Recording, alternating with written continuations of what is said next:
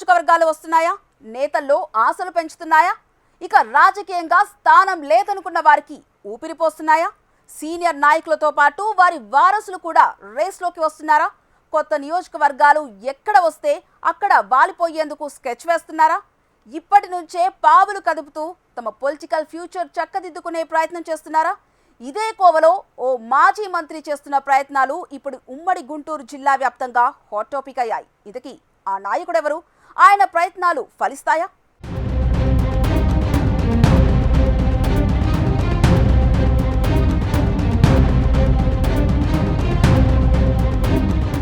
మాజీ మంత్రి మోపిదేవి వెంకటరమణ ఉమ్మడి ఆంధ్రప్రదేశ్లో కాంగ్రెస్ పార్టీలో సుదీర్ఘ కాలం కొనసాగి వైఎస్ కేబినెట్లో మంత్రిగా పనిచేశారు. వైసీపీ అధినేత జగన్ కేసుల్లో వాన్పిక్ వ్యవహారంలో జైలుకు వెళ్లారు. ఈ క్రమంలో వెంకటరమణకు వైసీపీలో ప్రాధాన్యత పెరిగింది. 2 సార్లు బాపట్ల జిల్లా రేపల్లె నుంచి పోటీ చేసి ఓడిపోయారు.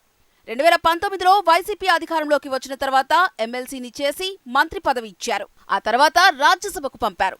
2024లో ఎమ్మెల్యే సీటు ఇవ్వలేదు. ఫలితంగా 2024లో వైసీపీ అధికారం కోల్పోయిన వెంటనే టీడీపీలో చేరారు. రాజ్యసభకు రాజీనామా చేశారు.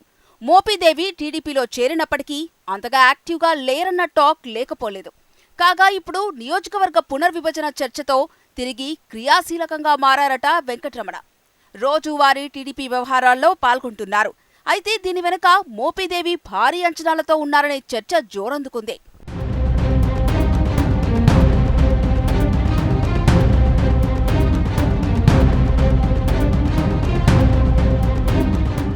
బాపట్ల జిల్లా రేపల్లె నియోజకవర్గంలో మాజీ మంత్రి వెంకటరమణ చాండాల తర్వాత టీడీపీలో యాక్టివ్ కావడంలో మతలబు ఏంటన్న గుసగుసలు వినిపిస్తున్నాయి.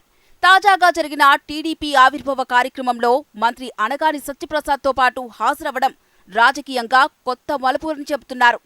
జిల్లా రాజకీయాల్లో ఇదే ఇప్పుడు హాట్ టాపిక్ అయింది. ఉమ్మడి గుంటూరు జిల్లాలో ప్రస్తుతం 17 అసెంబ్లీ, 3 లోక్సభ స్థానాలుండగా పునర్విభజనలో భాగంగా 8 అసెంబ్లీ, 1 లోక్సభ స్థానం పెరగనున్నాయి.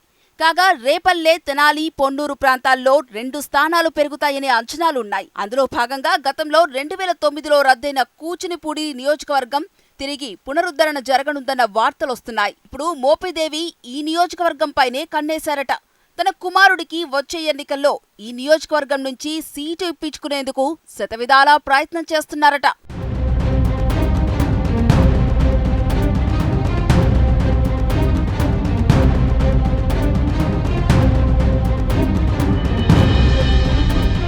వాస్తవానికి మోపిదేవి వైసీపీ నుంచి టీడీపీలో చేరే సమయంలోనే ఈ విధమైన హామీ ఉందనే ప్రచారం జరుగుతోంది. రేపల్లెలో టీడీపీ సిట్టింగ్ ఎమ్మెల్యే అనగాని మంత్రిగా ఉండడంతో నియోజకవర్గాల పునర్విభజనలో భాగంగా సీటు కేటాయింపుపై మోపిదేవికి హామీ ఇచ్చారట. తాజా పరిణామాలు కూడా ఆ దిశగా కొనసాగుతుండటంతో మోపిదేవి అలర్ట్ అయ్యారట. టీడీపీలో చేరి దాదాపు 18 నెలల కాలంగా రాజకీయంగా యాక్టివ్గా లేని వెంకటరమణ ఉన్నట్టుండి బయటకు రావడం, పార్టీ కార్యక్రమాల్లో చురుగ్గా పాల్గొనడాన్ని రాజకీయ పరిశీలకులు ఆసక్తిగా గమనిస్తున్నారు. అంతేకాక కూచినపూడి, రేపల్లె నియోజకవర్గాల్లో పాత పరిచయాలు తిరుగుతోడుతున్నారట. పైగా తన కుమారుడికి ఇప్పటి నుంచే లైన్ క్లియర్ చేయడానికి ప్రణాళికలు సిద్ధం చేస్తున్నారట. అయితే నియోజకవర్గాల పునర్విభజన విషయంలో కొన్ని న్యాయ, సాంకేతిక సమస్యలు ఉన్నాయన్న చర్చ ఉండనే ఉంది.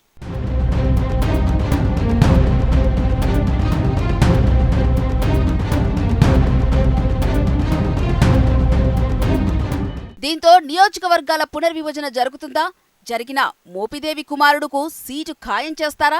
ఒకవేళ నియోజకవర్గాల పునర్విభజన వాయిదా పడితే మోపిదేవి ముందు ఉన్న ప్రత్యామ్నాయం ఏంటన్నది ఇప్పుడు రాజకీయంగా ఆసక్తిని పెంచుతోంది. ఈ సందేహాలకు కాలమే సమాధానం చెప్పాలి.